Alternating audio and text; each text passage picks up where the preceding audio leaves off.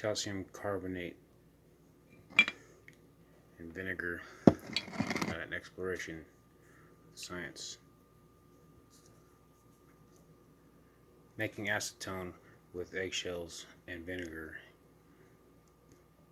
you need high concentration vinegar, so boil off the water. Calcium carbonate absorbs CO2 in water. So as the calcium carbonate absorbs the CO2 out of the water, it's cold. It's endothermic.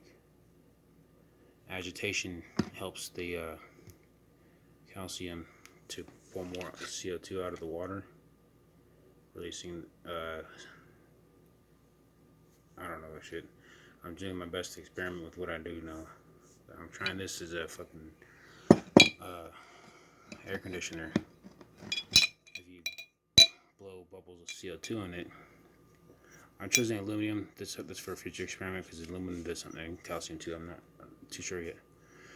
But Tech Ingredients does a video on how to